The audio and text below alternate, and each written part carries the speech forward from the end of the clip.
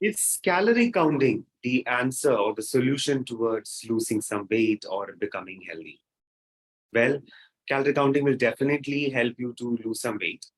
But will calorie counting help you to become healthy? May not. I mean, it depends. Let me explain what I mean by that. Now, I'm definitely not against calorie counting. At the end of the day, calorie in versus calorie out, meaning how much calorie that you put into your body versus how much calorie that you spend in a day determines if you're going to gain weight or not lose weight. It's just simple physics. Suppose, for example, if you eat say 1,800 calories in a day, but you spend 2,000 calories, body needs additional 200 calories more, right? There is a calorie deficit. So where does the body take the 200 calories from? It takes it from the stored means of energy, which is fat, and that's how a person loses weight. Ulta, if a person is eating 2,200 calories in a day while he's spending only 2,000, what happens to the additional 200 calories? Additional 200 calories gets stored in the body, mostly in terms of fat, and that's how a person gains weight.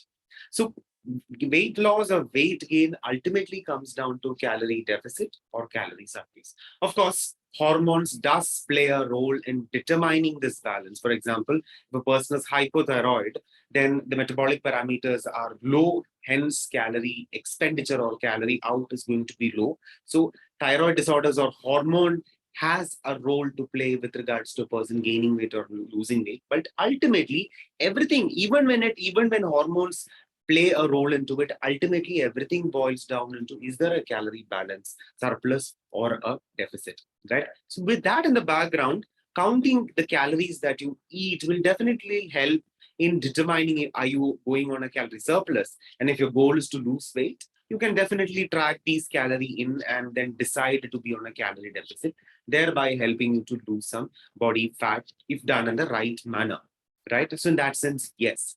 But then should you track calories for rest of your life? Absolutely not. That's really unhealthy, right? Tracking every damn thing that you eat is not going to be very healthy. Being healthy also means having a healthy relationship with food. So where do you draw a line? So we have seen, we all have done this when we start to learn or write. We started writing English alphabets in a four-line ruled book, right?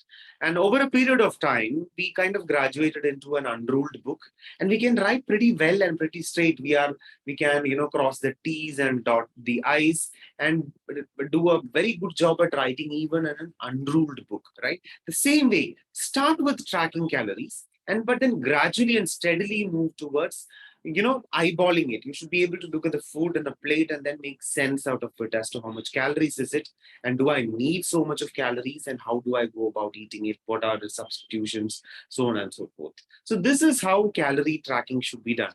Definitely it's good to start with tracking calories, weighing food and understanding how much calories is it, but then gradually and steadily you should learn to eyeball it, right?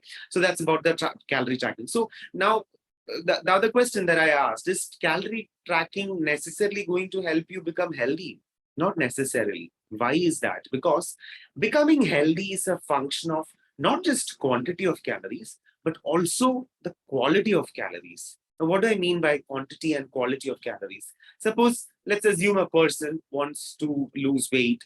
His calorie expenditure is 2,000 calories. Going by the earlier example that I said, if he is eating only 1,800 calories, he will lose weight, right? Calorie deficit, energy balance at the end of the day.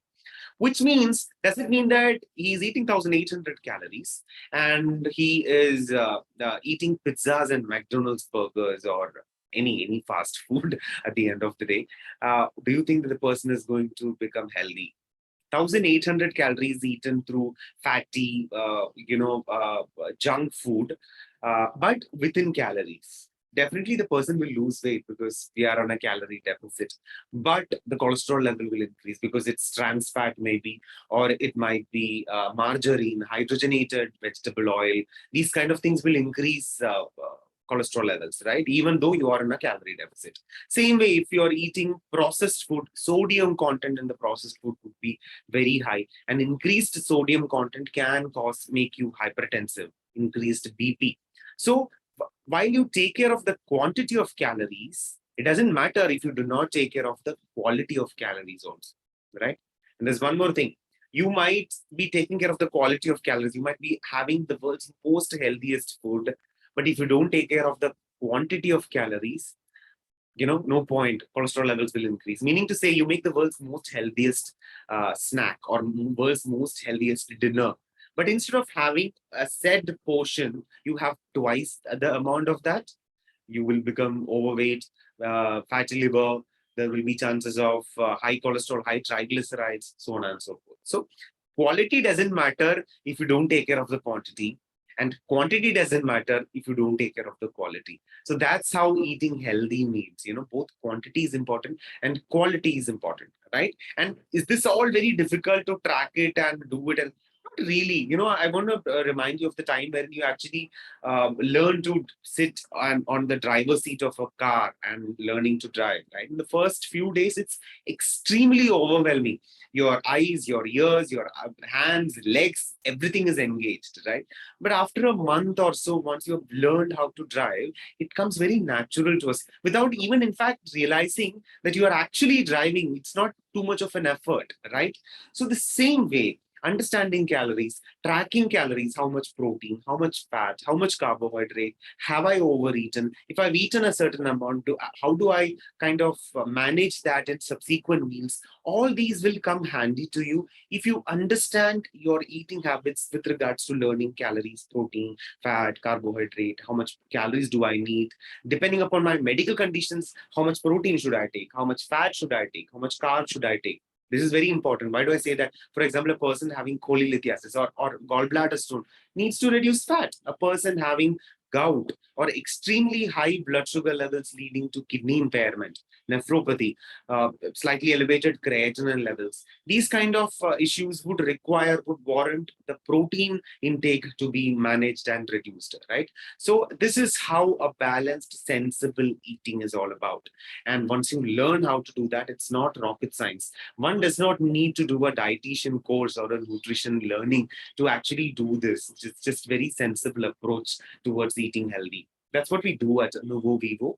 We help our clients understand this aspect and learn how to apply it for in their eating habits so they can actually sustain it over a period of time. For example, what if I tell you 3 dosa can be replaced with a set amount of idli, or this much of oats, or this much of bread, or this much of cornflakes. Now you have idli, dosa, cornflakes, oats, or bread. Choice is yours. You have amazing number of options. So dieting will not look boring, right? And that's very, very important because you can't diet for the rest of your life, but you can eat healthy for the rest of your life. I hope this information was helpful. My name is Rajiv Ambat from NuvoVivo Center for Obesity, Lifestyle Disorders and Research. We are an online health and wellness company.